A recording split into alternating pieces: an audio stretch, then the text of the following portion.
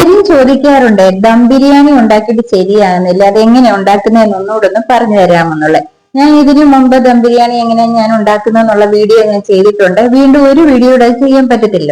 അതുകൊണ്ട് ഞാൻ എളുപ്പം ഒന്ന് പറഞ്ഞു തരാമേ. നമ്മൾ ബിരിയാണി ഉണ്ടാക്കുമ്പോൾ എടുത്തു വെക്കേണ്ടതായിട്ടുള്ള കുറച്ച് കാര്യങ്ങളുണ്ട്. ഞാനിപ്പോ 1 കിലോ അരി എടുക്കുവാണെങ്കിൽ ടോട്ടൽ ഒരു 7-8 സവാള എടുക്കും.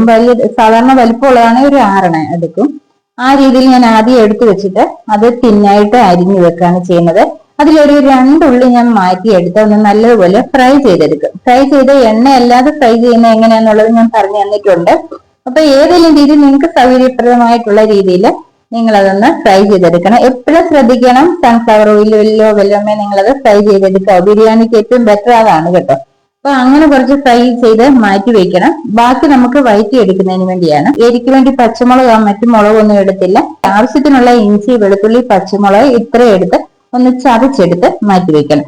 മല്ലിയില, പുതിനയില ഇത് നിങ്ങൾ ആവശ്യാനുസരണം എടുത്ത് ചെറുതായിട്ട് അരിഞ്ഞ് മാറ്റി വെക്കണം. പിന്നെ കാഷ്യൂനട്ട്, കിസ്മിസും ഫ്രൈ ചെയ്ത് ഇത് സൺഫ്ലവർ ഓയിലിലോ അല്ലെങ്കിൽ നെയ്യിലോ എങ്ങനെ വേണമെങ്കിലും നിങ്ങൾക്കത് വറുത്തെടുക്കാം. അതും വറുത്തൊന്ന് മാറ്റി വെക്കണം.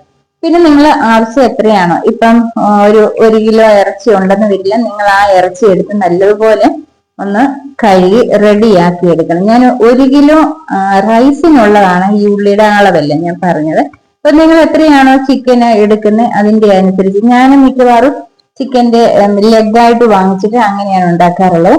ഇപ്പൊ ഒരു 1 കിലോ അരിക്ക് നല്ല രീതിയിൽ കഴിക്കണം, ഒരു 2 പീസെങ്കിലും വെച്ച് കഴിക്കണം വരികില്ല. ഞാൻ ഒരു 20 ചിക്കൻ ലെഗ് എടുക്കുന്നത്. അപ്പൊ അത്രയും എടുത്ത് നിങ്ങൾ കഴുകി നല്ല വൃത്തിയാക്കി വെച്ചിട്ട് ആദ്യം നിങ്ങൾ മസാല അതിനുള്ളത് റെഡിയാക്കി എടുക്കണം. അത് എങ്ങനെയാന്ന് വെച്ചാൽ ആദ്യം നമ്മൾ ഉള്ളി കുറച്ചെടുത്ത് വറുത്ത് വെച്ചല്ലോ, അതിൽ പകുതി എടുത്ത് ഒന്ന് പൊടിച്ചിട്ട് ഒരു ബൗളിലേക്ക് ഇടുക. പിന്നെ ആവശ്യത്തിന് തൈര്, ഒരു 2-3 സ്പൂൺ തൈര് ഒഴിക്കാം. ഒരു ഹാഫ് ലെമൺ ജ്യൂസ് പിഴിഞ്ഞൊഴിക്കണം. പിന്നെ നമ്മൾ ചതച്ച് വെച്ചിരിക്കുന്ന ഇഞ്ചി, പച്ചമുളക്, വെളുത്തുള്ളി പേസ്റ്റ് ഇല്ലേ, ഇത് ചതച്ചാൽ മതി. അതിന്റെ പകുതി ഇതിലേക്ക് ഇടണം. പിന്നെ കുറച്ച് മല്ലിയില, കുറച്ച് പുതിനയില, പിന്നെ മഞ്ഞൾപ്പൊടി, ഗരം മസാലപ്പൊടി, 2 spoon tomato sauce, 1 spoon soya sauce, 1 spoon chilli sauce, ആവശ്യത്തിന് ഉപ്പ്. ഞാൻ പ്രത്യേകിച്ച് ബിരിയാണി മസാല ഒന്നും ഇടാറില്ല, ഗരം മസാല തന്നെയാണ് ഞാൻ ഇടാറുള്ളത്. ഇത്രയും കാര്യങ്ങൾ നിങ്ങൾ ശരിക്കും നല്ലതുപോലെ ഒന്ന് റെഡിയാക്കി കുഴച്ച് മാറ്റിയെടുത്ത് വെക്കണം. അത് നിങ്ങൾ കുറച്ച് സമയം വെളിയിൽ വെച്ചിട്ട് ഫ്രിഡ്ജ് വെക്കുകയാണെങ്കിൽ ഏറ്റവും ബെറ്റർ ആണ്. ഒരു 6-7 മണിക്കൂറെങ്കിലും അങ്ങനെ എടുത്ത് വെച്ചാൽ നല്ലതാണ്. ഞാൻ സാധാരണയായിട്ട് തലേദിവസം വൈകിട്ടേ ഞാൻ അങ്ങനെ റെഡിയാക്കി വെക്കാറുണ്ട്. വെച്ചിട്ട് കുറച്ച് സമയം വെളിയിൽ വെച്ചിട്ട് പിന്നെ ഫ്രിഡ്ജിലാണ് വെക്കുന്നത്. ഫ്രിഡ്ജിൽ നമ്മൾ ഉണ്ടാക്കുന്നതിന്റെ ഒരു അരമണിക്കൂർ മുമ്പേ ഞാൻ വെളിയിൽ എടുത്ത് വെച്ചിട്ടുള്ളൂ. ഇത്ര റെഡിയാക്കി അവിടെ വെക്കുക. അതിനുശേഷം ബാക്കി നമ്മൾ അരിഞ്ഞു വെച്ചിരിക്കുന്ന സവാളയില്ലേ, അത് ഒന്നി നിങ്ങൾ ഈ എണ്ണയ്ക്കകത്താണ് നിങ്ങൾ കാഷ്യൂനട്ടൊക്കെ വറുത്ത് മാറ്റിയെന്ന് വരില്ല, ആ ഓയിൽ തന്നെ മതി. അതിലേക്ക് നമ്മൾ ഈ സവാള ഇട്ട് നല്ലതുപോലെ ഒന്ന് വഴറ്റുക. അതിനുശേഷം ഈ അരച്ചു വെച്ചിരിക്കുന്ന ഇഞ്ചി, വെളുത്തുള്ളി, പച്ചമുളക് പേസ്റ്റ് അതിലേക്ക് ഇടുക.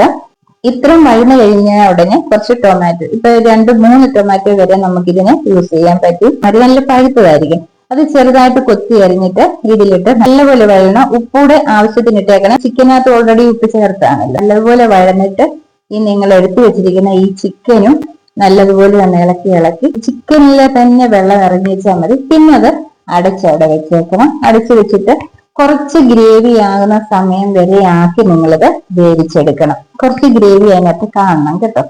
പിന്നെ ചോറ് ചെയ്യുന്നറിയാമല്ലോ, ആവശ്യത്തിന് വെള്ളം തിളയ്ക്കാൻ വെച്ചിട്ട് അതിലേക്ക് പട്ട, ഗ്രാമ്പു, ഏലക്ക, കുരുമുളക്, ഞാൻ പിന്നെ സർവ്വസുഗന്ധിയുടെ 2 ഇലയും കൂടി ഇടും. ഇത്രയും ഇട്ട് ഉപ്പും കൂടി ഇട്ടിട്ട് നിങ്ങൾ ആ വെള്ളം തിളയ്ക്കാനും വേണ്ടി വെക്കുക. തിളയ്ക്കുന്ന സമയത്ത് നിങ്ങൾ എടുത്തു വെച്ചിരിക്കുന്ന അരി നല്ല രീതിയിൽ കഴുകിയെടുക്കണം. അതിന്റെ ആ വെള്ള കളർ, കഴിയുമ്പോൾ വരുന്ന വെള്ള കളർ വെള്ളം ഉണ്ടല്ലോ, അത് മാറുന്നിടം വരെ കഴുകിയെടുക്കണം. എന്നിട്ട് ഈ അരി അതിലേക്കിട്ട് ഒരു 97% നിങ്ങളത് വേവിച്ചെടുക്കണം. വെന്ത് പോകല്, വേഗം കുറച്ചുകൂടെ കാണണം. ആ രീതിയിലാക്കി നിങ്ങൾക്ക് അത് ഊറ്റിയെടുക്കാം. ഊറ്റിയെടുത്തിട്ട് ഈ ചിക്കൻ നമ്മൾ എടുത്ത് വെച്ചിരിക്കുന്നുണ്ടല്ലോ, അതില് ഒരു കുറച്ച് ഗ്രേവി ഇട്ടാണ് വെച്ചിരിക്കുന്നത്, അതിൽ കുറച്ചെടുത്തങ്ങ് മാറ്റിയിട്ട് ഈ സാധനം ചോറ് നമ്മൾ ഊറ്റി വെച്ചിരിക്കുന്ന ഇതിലേക്ക് ഇടുക. കുറച്ചിട്ട് കൊടുക്കുക. അതിന് മുകളിലേറായിട്ടിടണേ. അതിന് മുകളിൽ നിങ്ങൾ കുറച്ച് നെയ്യ് ഒഴിക്കുക. പിന്നെ ഈ മല്ലിയില, പുതിനയില, നമ്മൾ വറുത്ത് വെച്ചിരിക്കുന്ന കാഷ്യൂനട്ട്, കിസ്മിസ്, പാലിനകത്ത് അല്പം മഞ്ഞൾപ്പൊടി കലക്കി വെച്ചേക്കണം. അതിൽ കുറച്ചൊന്ന് വട്ടത്തെ റൗണ്ടിലൊന്ന് ഒഴിച്ചു കൊടുക്കുക. പിന്നെ ഈ ചിക്കനെ കുറച്ച് ബാക്കി ഇടുക. ഉള്ളി വറുത്തത് ആ കൂട്ടത്തിൽ തന്നെ ഉള്ളി വറുത്തും കൂടി ഇട്ടിട്ട് ചിക്കൻ അതിന് മുകളിൽ ഇടുക. പിന്നെ ബാക്കി ചോറ് അങ്ങനെ ഇടുക. ചോറിന് മുകളിൽ വീണ്ടും ഇതേ രീതിയിൽ ചെയ്യുക. അത് ലെയറായിട്ട് തന്നെ നിങ്ങൾ അങ്ങനെ ചെയ്യുക. പിന്നെ അലുമിനിയം ഫോയിൽ വെച്ച് നല്ലതുപോലെ അതങ്ങ് അടച്ചു വെക്കണം.